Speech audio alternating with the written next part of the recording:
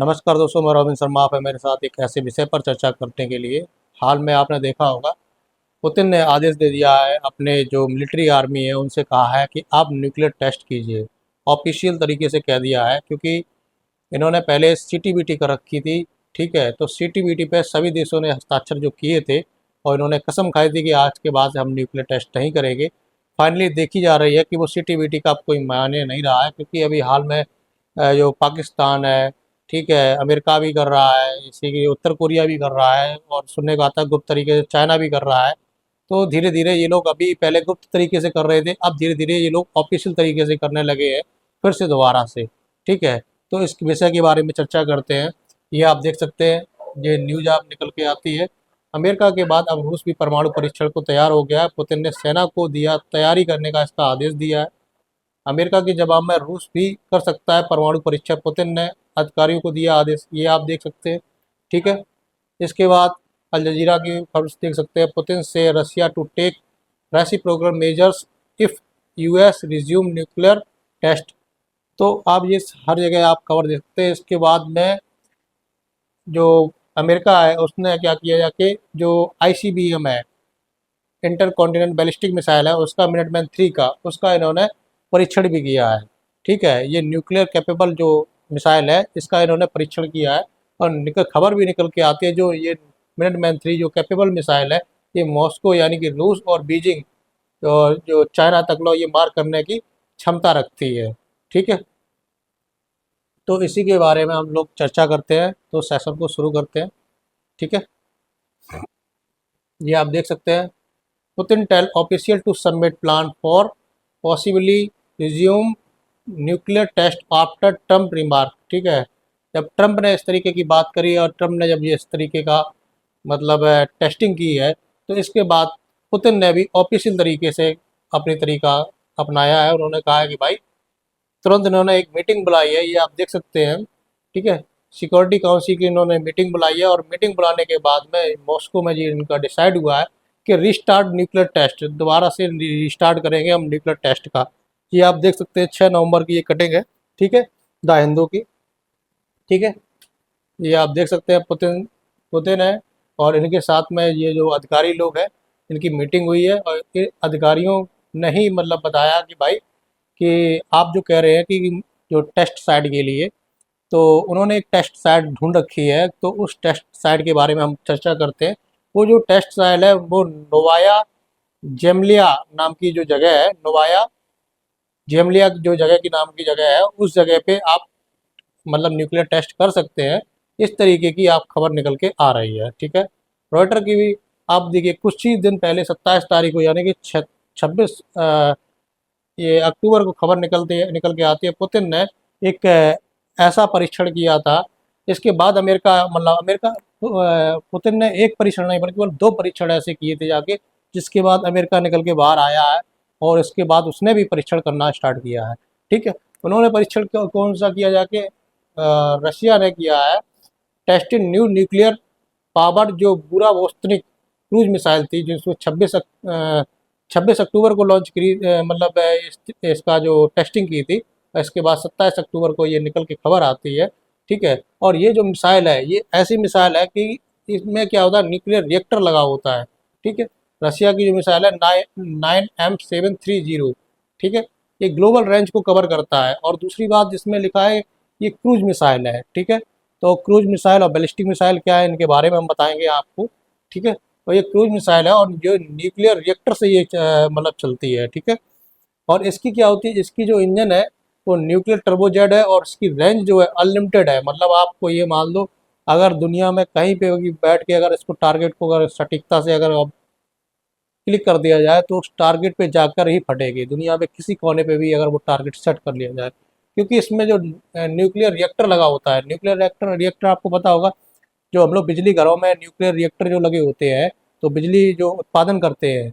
ठीक है, और उसमें जो यूरेनियम का जो काम, यूरेनियम से जो बिजली उत्पादन होती है और न्यूक्लियर रिएक्टर लगे होते हैं, वही प्रक्रिया इन्होंने छोटे में तैयार करके, ठीक है, इन्होंने जो मिसाइल है क्रूज मिसाइल, ठीक है, क्रूज मिसाइल में फिट कर दिया जाके। ठीक है, और क्रूज मिसाइल इस तरीके की होती है, ये मिसाइल ये रडार में पकड़ में नहीं आती है। तो उन्होंने इस तरीके की जब टेक्नोलॉजी की और लिमिटेड रेंज की करी है कि स्पीड इसकी 850 से लेकर 1300 किलोमीटर है, और इसकी जो फ्लाइट की अल्टीट्यूड अगर देखी जाए तो 25 से 100 मीटर के बीच में ही ये मतलब जमीन के समानांतर ये चलती है, ठीक है। और कॉम्बैक्ट यूनिट स्पेशल न्यूक्लियर है, ठीक है। इस तरीके का उन्होंने जैसे परीक्षण किया, इसके बाद इन्होंने एक और परीक्षण किया 29 अक्टूबर को, ठीक है। इसको हमने बताया है कि ये पोसाइडन है, सुपर मतलब टॉर्पेडो टाइप का, जैसे नहीं होता जब कोई पानी के अंदर सबमरीन चलता है तो टॉर्पेडो का उपयोग किया जाता है। टॉर्पेडो क्या करता है कि जो सबमरीन होती है उसके ऊपर डाल दिया जाता है तो विस्फोट होता है जाके, ठीक है। उस तरीके का मतलब इन्होंने क्या किया जाके, जो टॉर्पेडो है उसमें टॉर्पेडो में ही इन्होंने न्यूक्लियर रिएक्टर लगा दिया है, समझ रहे हो।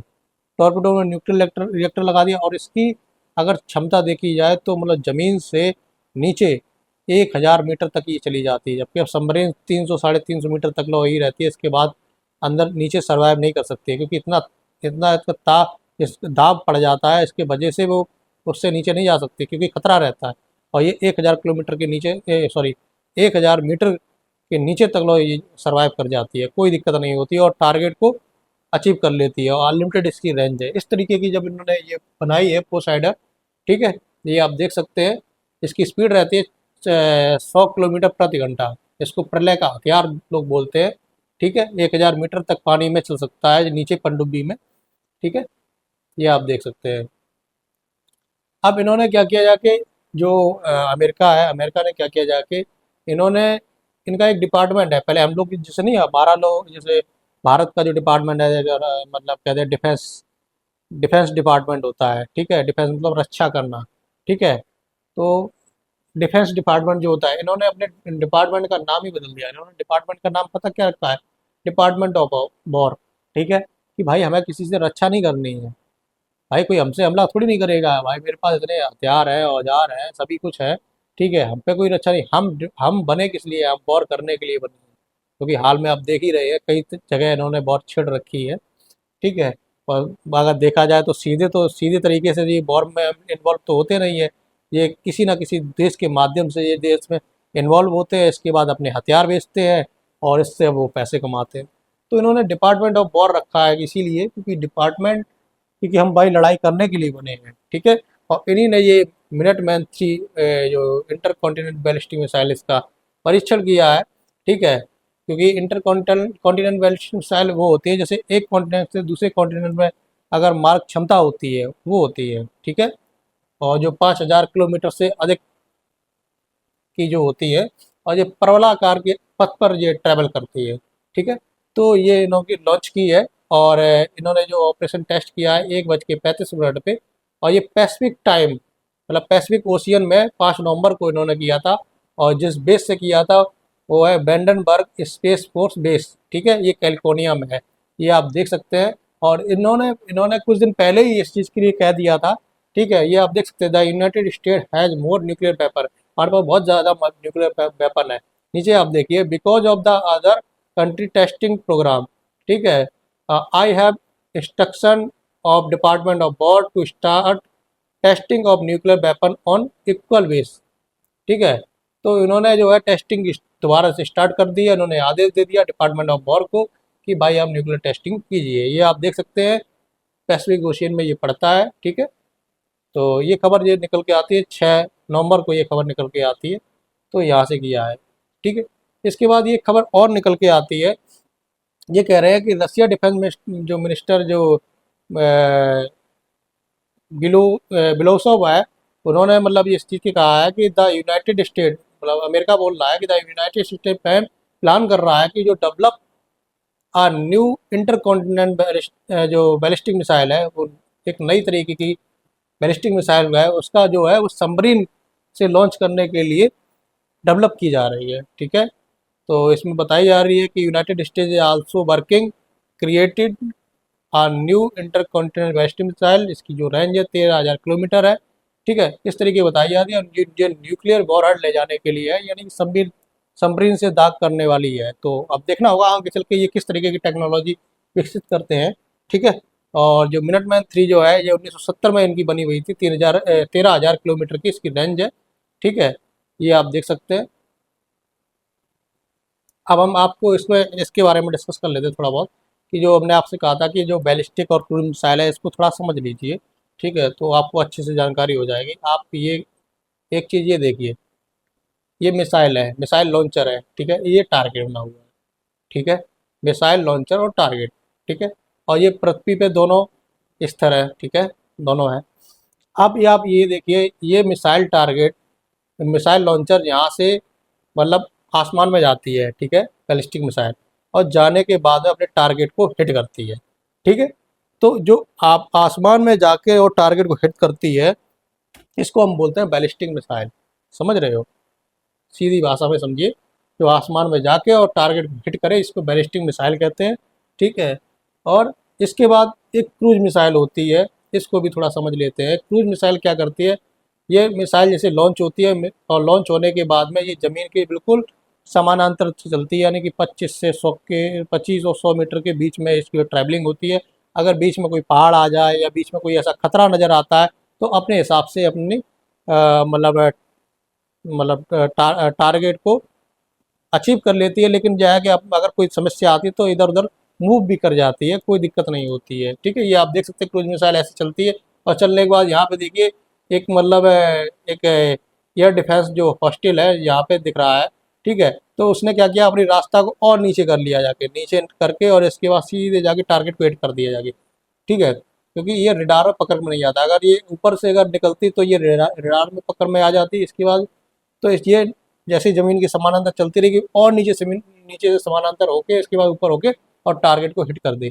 अब एक और मिसाइल तरीका होता है इसका, ये क्या होती है, ये ग्लाइडेड जो व्हीकल होता है, ग्लाइडेड मतलब समझ रहे हो, ऐसे घूमने वाली, ठीक है, इसको भी ट्रैक करना बड़ा मुश्किल होता है, ठीक है। तो ये भी मिसाइल है, ये भी मतलब ऐसे घूम के जाती है अपने ऊपर पथ को, आप ऊपर नीचे करके, और ये मतलब जो कहते हैं रेडार को चकमा देके और इसके बाद टारगेट को ये भी हिट करती है जाके। तो इस तरीके की आप देख सकते हैं, ठीक है।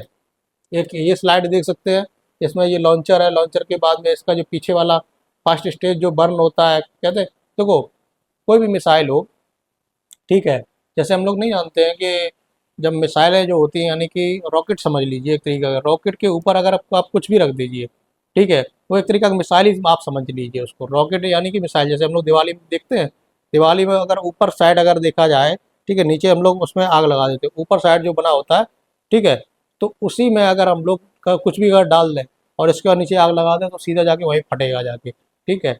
और उसमें क्या, जितनी आप उसमें ईंधन भर देंगे उतनी उसकी कैपेसिटी वगैरह, ठीक है।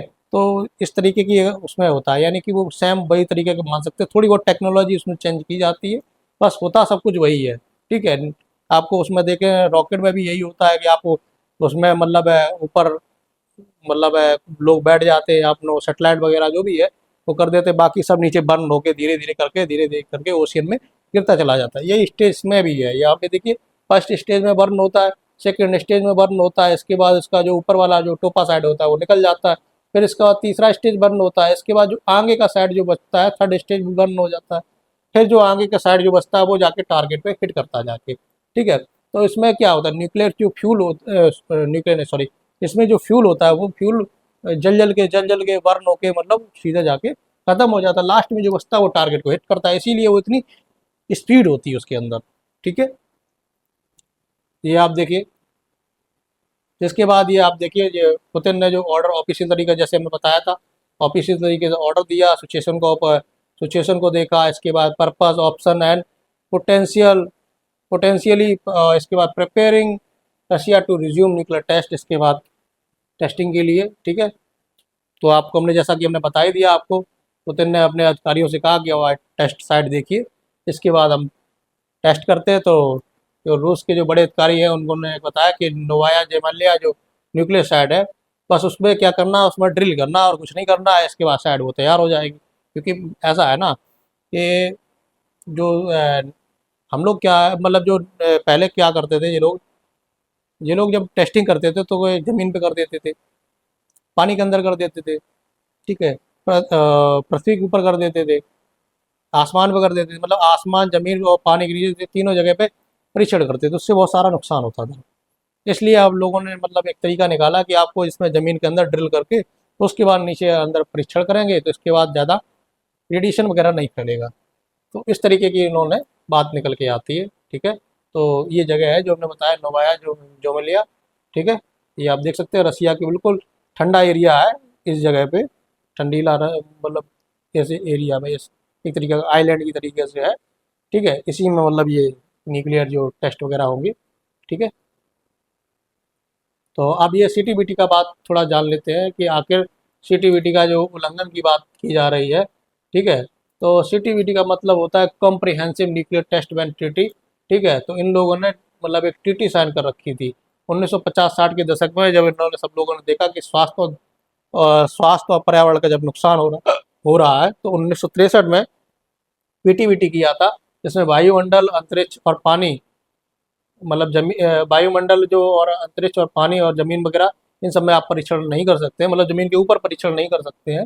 ठीक है, इन पर रोक लग गई थी 1990 के दशक में, जब शीतकालीन जब आया था, तब सीटीबीटी का प्रयास शुरू किया था। सीटीबीटी 1996 में तैयार हुआ था जाके। ठीक है, और जो सीटीबीटी जो बनाया था, तो जो यूएनएससी के जो 5 P5 मेंबर, यानी कि कह सकते हैं, ठीक है, जो परमानेंट यानी कि सदस्य बोल सकते हैं, स्थायी सदस्य या परमानेंट मेंबर बोल सकते हैं, तो उन्होंने मिलकर इस चीज़ को बनाया था। जो परमानेंट मेंबर कौन कौन से हैं, तो ये आप देख सकते हैं, चीन, फ्रांस, रूस, ब्रिटेन और अमेरिका, जिनके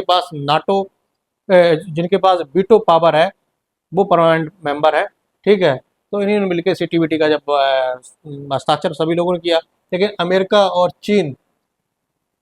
अमेरिका, चीन, फ्रांस और ब्रिटेन वगैरह, ठीक है, ये आप देख सकते हैं कि अमेरिका ने भी इस पे साइन नहीं किया था, चीन ने भी नहीं किया था, भारत और पाकिस्तान, उत्तर कोरिया, ईरान और इजराइल और मिस्र, ये 8 देशों ने मतलब सीटीबीटी पे हस्ताक्षर नहीं किए थे। ठीक है, बाद में सभी लोगों ने इस पे हस्ताक्षर किए थे। इसके बाद 10 सितंबर 1996 को ये लागू हो गया था। ठीक है, और इस जो संस्था को, ये सीटीबीटी जो है, ये एक संस्था को ये सौंप दिया था, इंटरनेशनल मॉनिटरी सिस्टम। ठीक है, और ये मतलब जैसे भूकंप वगैरह जो गतिविधियाँ होती हैं, इंफ्रासाउंड वगैरह, रेडियो न्यूक्लियर क्लाउड सिस्टम जो होते हैं, ठीक है, रेडियो न्यूक्लाइड जो सेंसर वगैरह होते हैं, तो वो सब मतलब इसको ऑब्जर्व करता है। इससे पता चलता है कहीं ऐसी कोई गतिविधि तो नहीं हो रही है। ठीक है, तो अगर आपको जानकारी अच्छी लगी हो तो लाइक और सब्सक्राइब जरूर करें, नए आए तो जरूर सब्सक्राइब करें। ठीक है, और धन्यवाद।